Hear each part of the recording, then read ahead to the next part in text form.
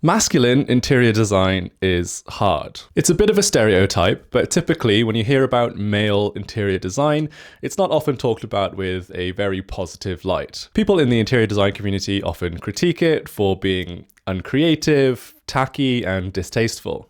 And if I'm honest, in many aspects, I agree with this sentiment. Some stereotypical things that straight guys will do with their spaces that gets made fun of in the interior design community is having oversized TVs in order to watch the big game, hanging dead animals on the wall, worst of all, hanging fish on the wall, and just generally having a very uninspired color scheme that is monochrome. Now, of course, a monochrome space, a space with animal heads, or a space with a large TV can all look beautiful and be done in a way that is tasteful and classy, but it does take some restraint, some intention, and some planning and good design taste and experience in order to execute a space like that. So when it came to this home office, I was going for a very masculine space, given that this is my room, my office where I do my work. And so I designed with that intention in mind, but I tried to execute it in a way that felt balanced and classy. So in today's video, I want to show you my home office, explain my very carefully thought out design details, and hopefully you can take some inspiration from me when it comes to designing your own home office or your own masculine space. Let's get started. So when designing any room, office or otherwise, the first thing you should always do is define the functions of that room. For me, this is my home office. It is the place for me to do work, for me to take Zoom calls, for me to make videos, for me to play games sometimes, and it has no other purpose. It's not doubling up as a guest room, it's not a bedroom in any way.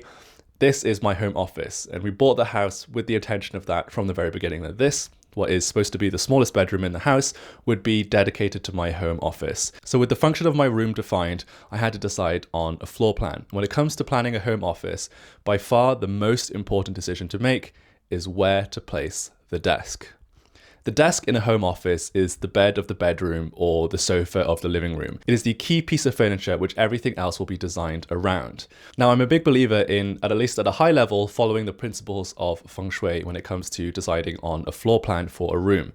In particular, the importance of the command position. When it comes to a home office, that means that when you're sitting at your desk, you should have your back to a solid wall, and from where you're sitting, be able to see the main entrance to the room and ideally also out of any windows that are in the room as well. When you set up your desk in this way, it helps you feel comfortable and secure while you're working. You're not worried about somebody entering the room without you noticing, or somebody out the window peeking in and seeing what's on your monitor. Instead, you can just focus on your work and you don't have to worry about any of those things. So the most common solution to this is to float the desk in the middle of the room. And you'll often see, if you look for home office designs on Pinterest, you'll often see offices designed in this way. But floating a desk in the middle of the room is quite difficult if you're somebody who uses large monitors, as I do.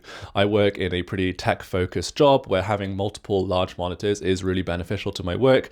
Also for YouTube, having multiple monitors is really helpful.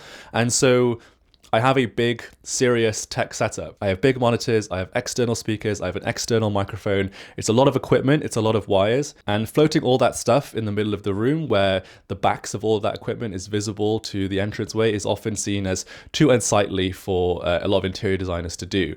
And so they'll instead forego feng shui principles in order to push the desk against a wall and have all of those things be against a wall, because aesthetically that looks better.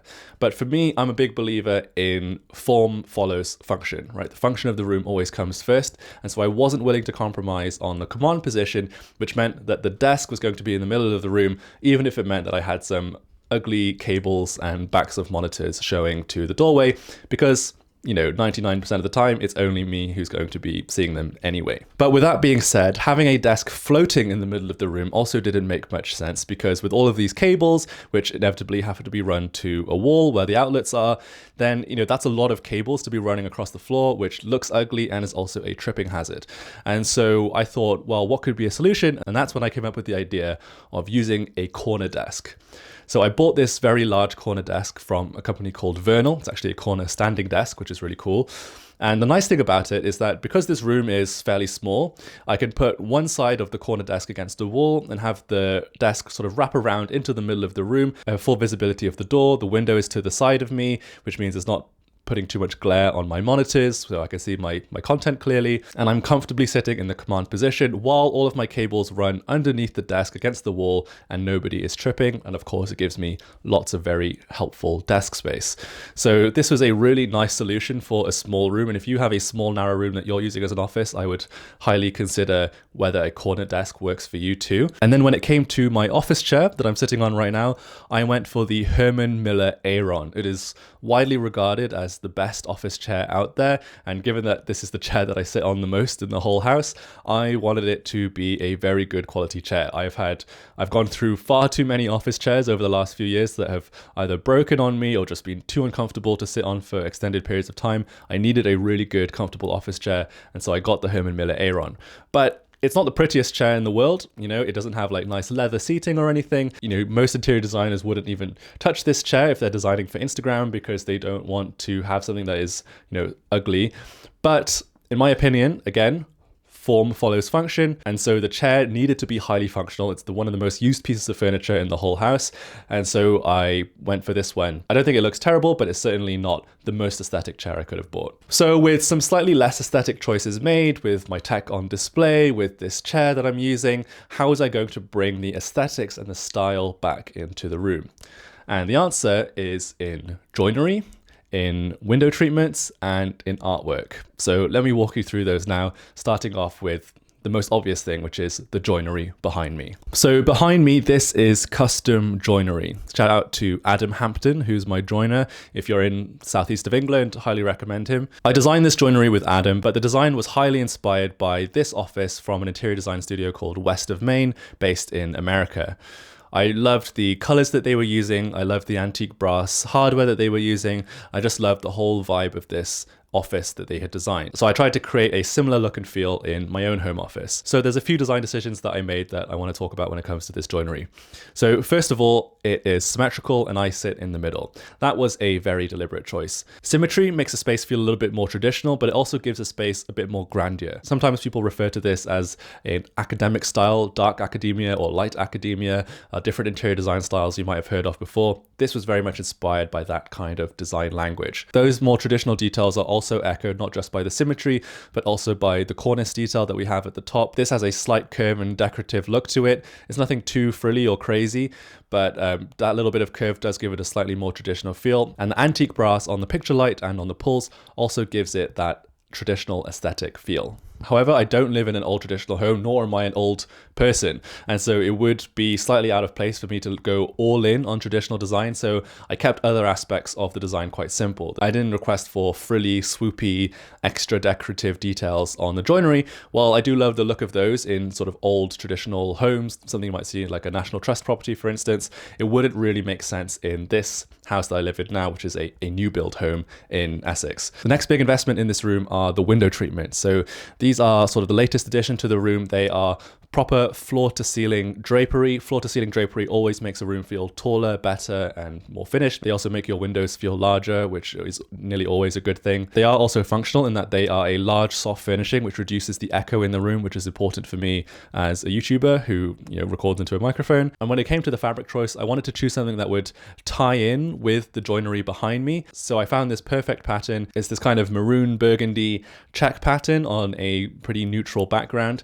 Check patterns tend to read as more masculine. Any kind of straight line pattern generally reads as more masculine, so stripes and checks, whereas curves and organic shapes and flowers will read as more feminine. So given I'm going for a more masculine vibe, a checkered pattern made a lot of sense to me, and the repeated colors in the joinery and in the curtains gives the room rhythm. Another thing that gives the room rhythm is the choice of curtain pole. An antique brass curtain pole, which matches the antique brass finish on the picture light and on the drawer pulls. That again is repetition, which gives the room rhythm, which just helps the room feel more cohesive and put together. And when it comes to art and accessories, there are a few pieces worth noting behind me. So the first and most obvious one to talk about is the picture that is right behind my head.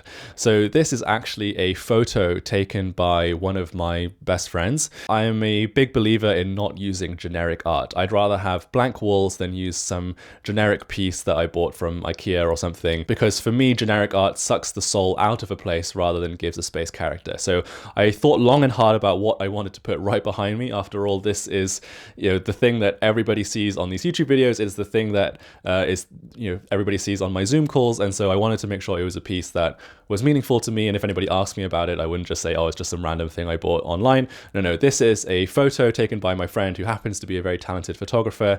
I like that it has a sheep on it. The sheep reminds me of Wales, where I grew up, and so it has meaning for me there as well. So yeah, really big fan of this, and it's nice to have some large photos in your house. I think if you have multiple pieces of art in a room, it's a good idea to change the style of that art. So rather than it all be drawings or it all be paintings, have some photography, some paintings, some drawings all mixed in together, and it'll make the room feel more sort of visually interesting. The next piece to note is actually this small picture of a dachshund on one of these shelves. In terms of monetary value, this is probably the most valuable piece of art in my whole house. This is an original painting by an artist called Alice Pito. She does drawings and paintings of dachshunds.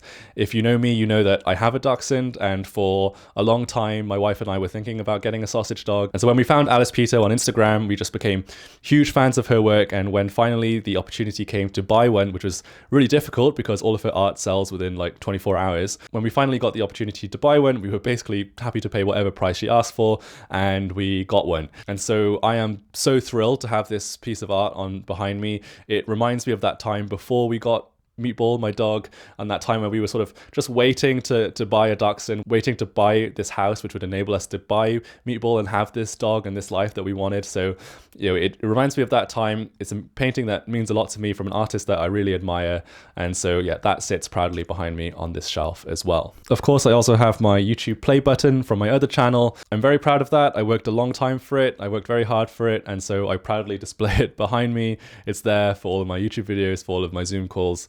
And it's definitely one of my most treasured possessions. A little tip on how to style open shelves. Not that I think I'm a black belt expert or anything, but one tip I've learned from other people that I've seen online is to vary the types of groupings that you have in the items, and not to have the same type of grouping directly above another of the same type of grouping. For example, behind me you'll see I have a horizontal stack of books with a thing on top, and then another horizontal stack of books with a thing on top, but I have them diagonal to each other so that they are not directly above each other.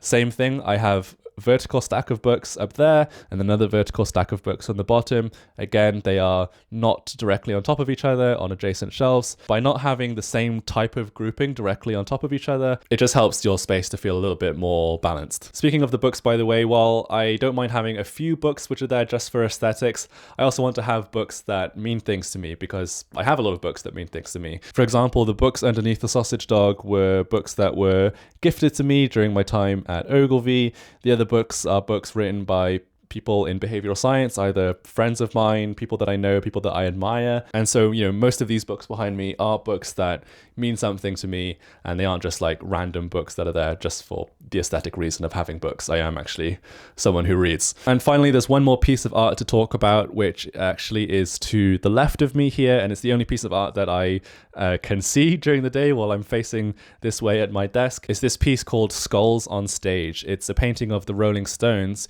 by one of the Rolling Stones, Ronnie Wood, the guitarist you see there in the blue t-shirt. It's not an original, but it is a limited edition print, and this print was actually bought for my brother by my dad while we were on holiday as children.